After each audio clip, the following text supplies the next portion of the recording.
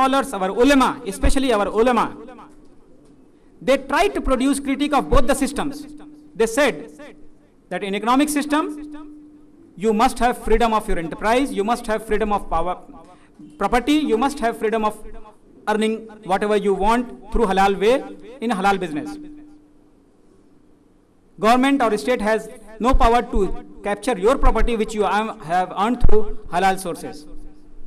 At the same time, the system is such that it does not allow you unlimited power at the cost of the society. So it is a middle path. On the one hand, we have unlimited power given in the hands of business class.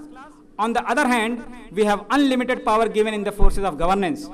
This is the middle path of middle ummah, wherein you have all sources of income which is acceptable, which is permissible, but with a limited means that you do not, your freedom is not unlimited.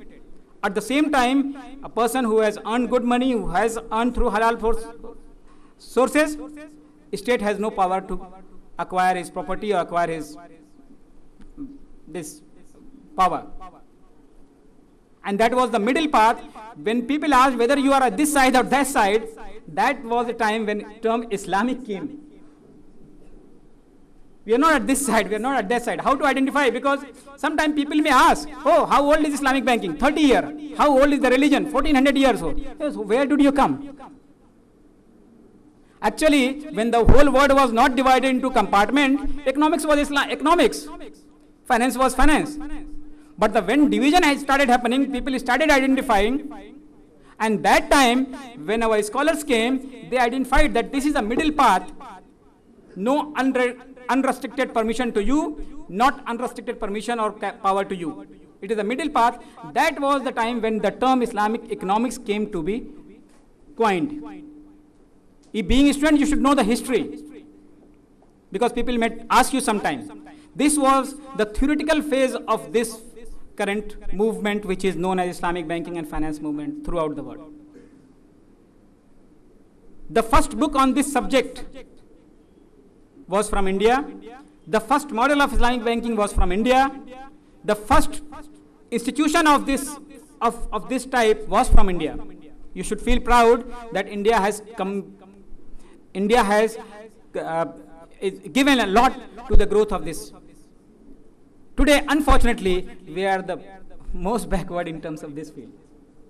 This is the only country with so much population which has not recognized, which has not given permission to Islamic banking.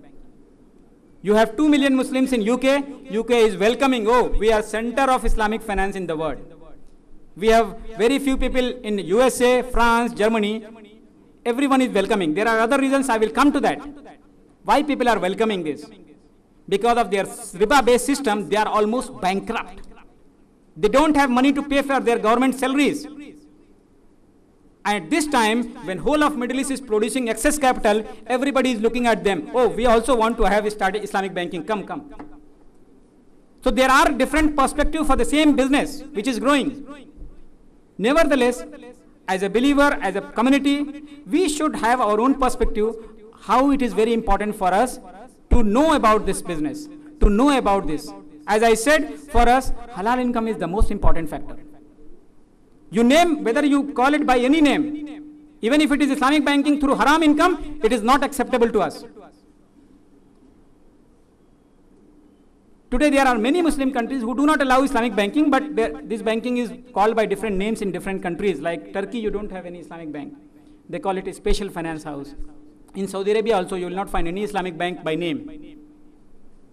So here also, it's not about the name. You can call it by any name. What we are looking at the values, what we are looking at the system, which is fair, not only to Muslims, but all societies.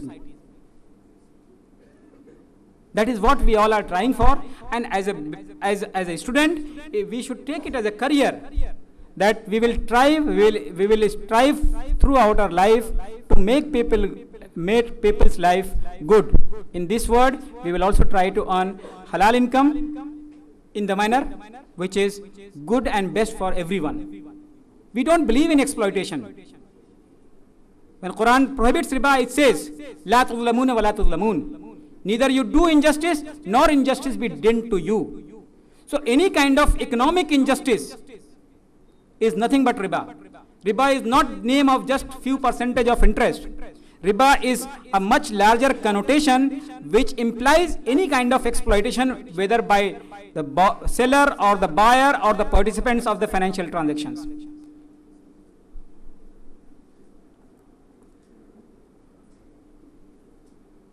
Between 1930s and 50s, this is known as the theoretical foundation of Islamic banking and finance. By 50s, we started seeing some of the organizations coming up in this or that part. Just like Kerala is home to various small societies, interest-free societies.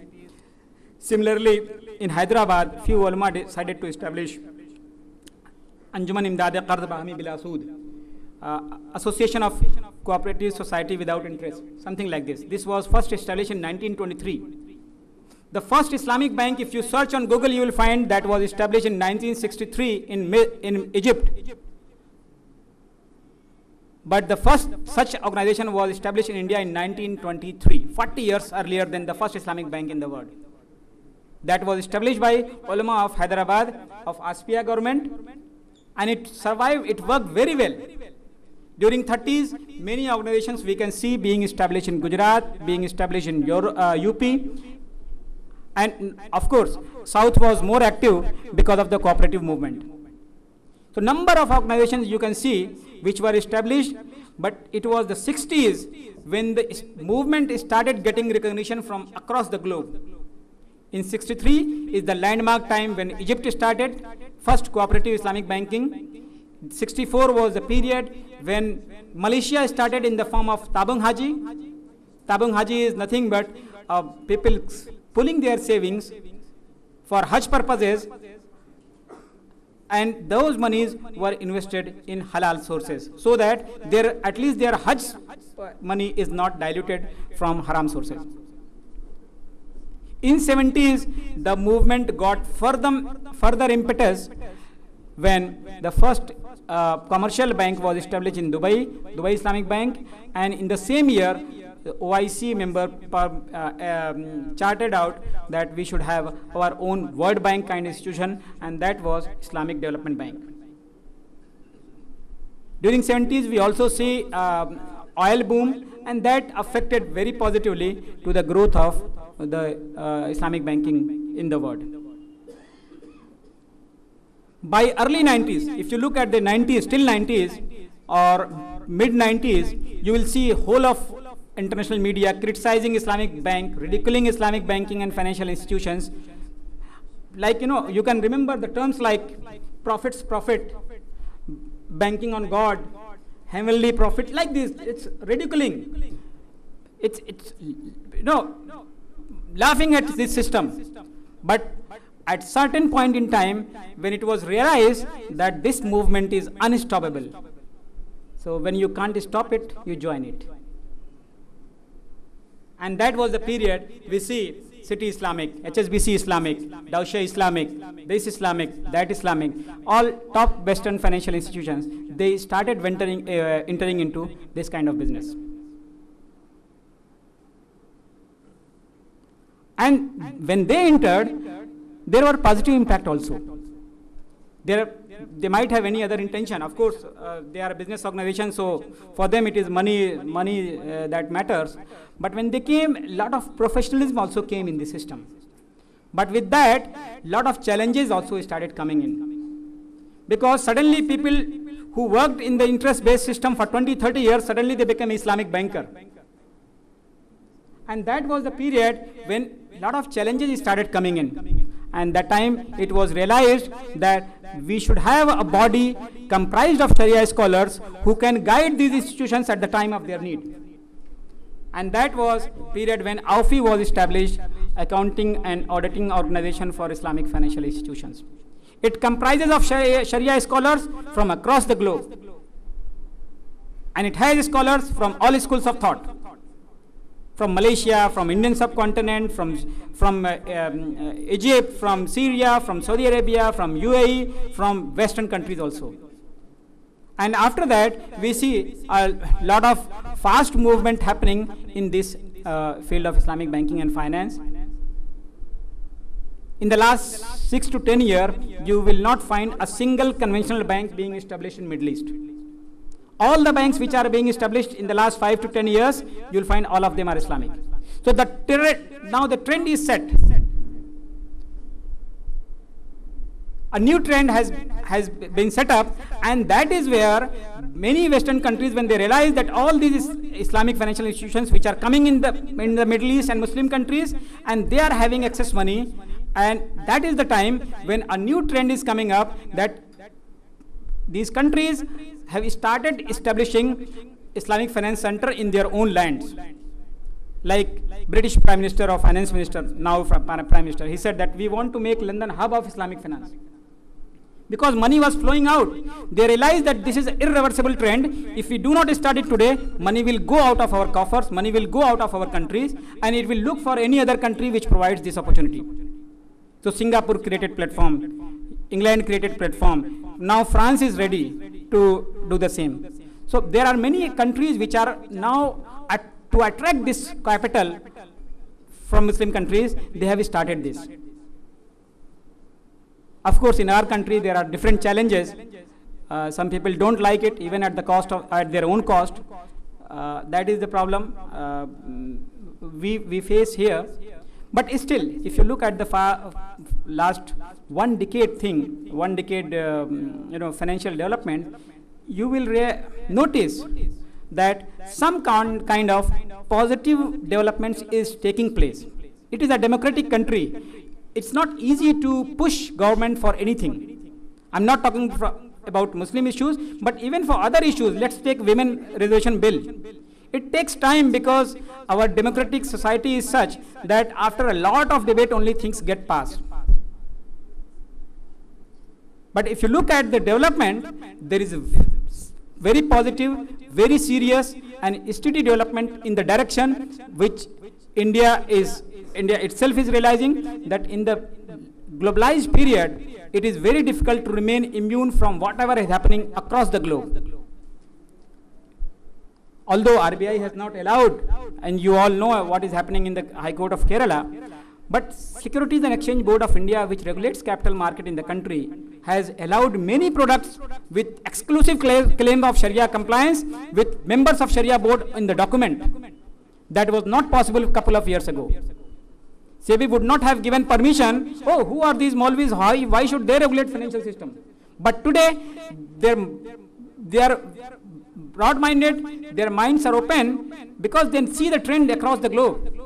They have permitted Taurus Ethical Fund, they have permitted Pure Stock Pension Fund, they have permitted a couple of other things. And just 15 days ago, you might have heard that first Sharia index in India. So all these things are giving an indication that sooner or later, India is also going to be part of this thing. And being a student, you should take notice of this development.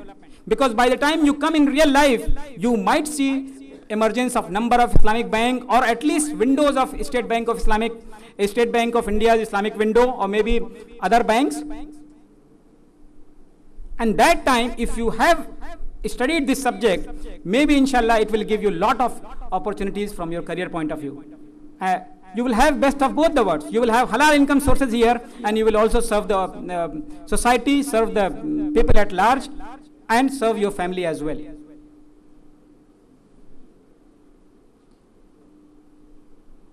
So, with this small note, I would like to finish my talk, and I will be happy to take up question answer if you have anything in mind. But it's my serious suggestion to all of you, being a student of economics and finance, that you think about this.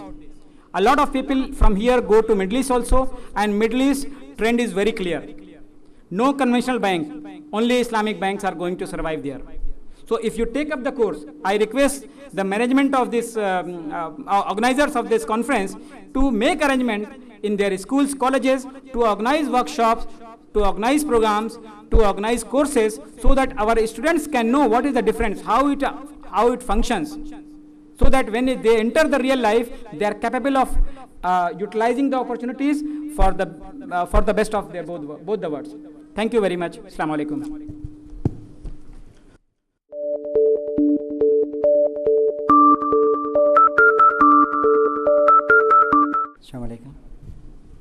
Paper KP ഖാലിദ്ക്ക അവതരിപ്പിക്കേണ്ട പേപ്പറാണ്. അപ്പോൾ അദ്ദേഹത്തിൻ്റെ ആബ്സൻസിലാണ്. അദ്ദേഹം ഇത് ദുബായിൽ നിന്ന് send ചെയ്തതെന്നാണ്. പിന്നെ പറയേണ്ട ഒരു കാര്യം, ഖാലിദ്ക്കാക്ക് പിന്നെ വളരെ ആപ്റ്റായ ഒരു പേഴ്സണായിരുന്നു ഇവിടെ ഇത് അവതരിപ്പിക്കേണ്ടത്. ഈ കഴിഞ്ഞ ദിവസം കേരള സ്റ്റേറ്റ് ഗവൺമെൻറ്റിൻ്റെ ബെസ്റ്റ് ഇൻഡസ്ട്രിയലിസ്റ്റ് അവാർഡ് കിട്ടിയിട്ടുണ്ട് അദ്ദേഹത്തിന്. അതുകൂടെ ഈ സദസ്സിനെ അറിയിക്കുകയാണ്. അപ്പം പിന്നെ അദ്ദേഹത്തിൻ്റെ അഭാവത്തിൽ ഈ പേപ്പർ ഇവിടെ അവതരിപ്പിക്കുന്നു. Islamic perspective of global crisis.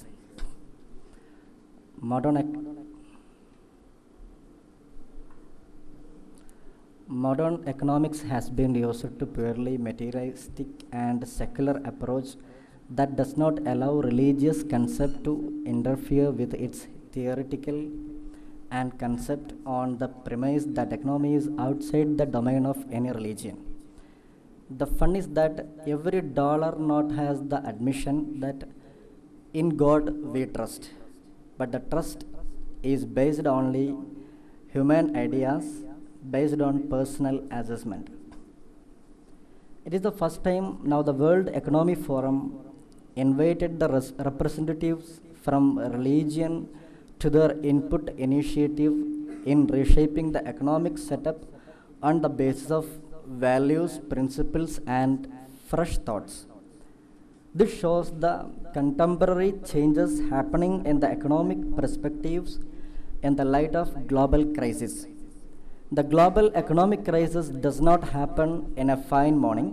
It was a blow-up of interference of capitalistic thoughts in the economy, which was definitely leading to perish. Now let us look out the cause and effect of economic crisis. In the year leading up to 2007, when the crisis began to unfold, major home mortgages sponsors in US, that's Freddie Mac and Fannie Mae, had total combined outstanding loans of $5.1 trillion. The loans were supported by credit default risk by insurance companies like AIG. As the US housing bubble burst, borrowers began to default on their mortgages. It has back-to-back effects on sophisticated level. Just against the capitalistic policy, the Freddie Mac and Fannie Mae has sought government intervening with corporate rescue package. At that moment, credit situation in US was around $6 trillion. This was much higher than the currency issued by the state. It has proved that the whole economy was based on debits. Economy based on debit has attracted to the deep crisis while ethics and values were kept out of the frame of economy. Money makes money situation led to a big collapse of banks and financial institutions, including insurance companies. The money was involved of the different countries around the world, and sensitive economic issues led to a total recession. The recession beyond any economic packages still continues. Islam as a religion has its own views on economics. It is based on the ethics and values and under the shadow of strict religious teachings. Imam Hassan al-Basri, a renowned scholar of 1st century of Islamic history, has explained the nature of money in a beautiful sentence. Basri says, money is such a companion of yours that it does not benefit you unless it leaves you. This may be the basic teaching while we draw a frame to economical thoughts. The brief but robust comment embodies two basic concepts that are very essential to give the right direction to economic activities. Money is a means to achieve a certain objective, but not the objective itself. Money itself has no intrinsic utility. The role of profit motive is of vital importance in a market economy. Had it been within the limits, would not have created the problem. But practically, it often turns into a freedom to make as much as money as possible, even at the cost of others.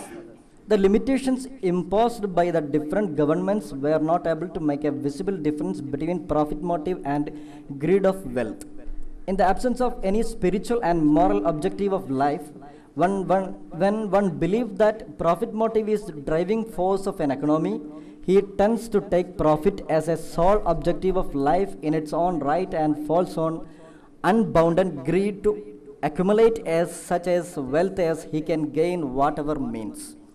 This is the person referred by Holy Quran, Al-Humaza, words number 1 and 2. That means who to all backbiter, derider, who accumulates wealth and counts it, he thinks that his wealth has made him eternal. Holy Quran. Once anybody falls into this greed, no amount of money can make him satisfied. He keeps to maximize the quantity of the holdings, fair or unfair, means until he depart this world with empty hands.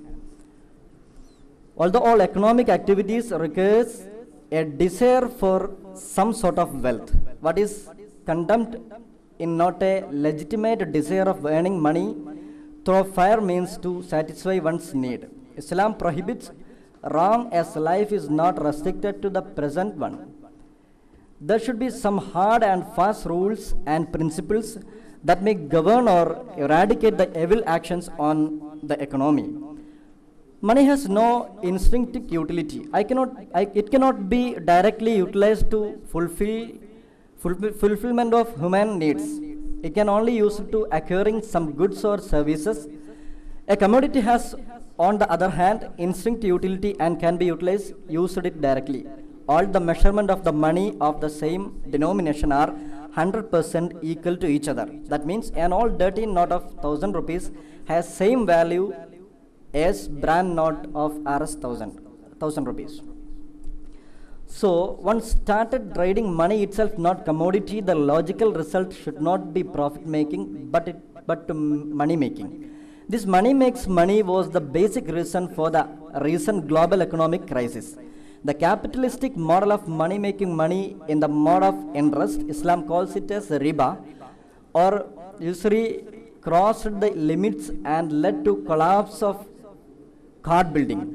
US banks, in the motive of gaining money for money, has disbursed huge loans beyond looking upon the capacity of repayment. The base was collateral, has no value once there is no demand and buying power. When the initiative of making money out of money was supported by the modern banking system, value stood in its way. The theory of difference between usual and interest was invented. Once this hurdle crossed, it opened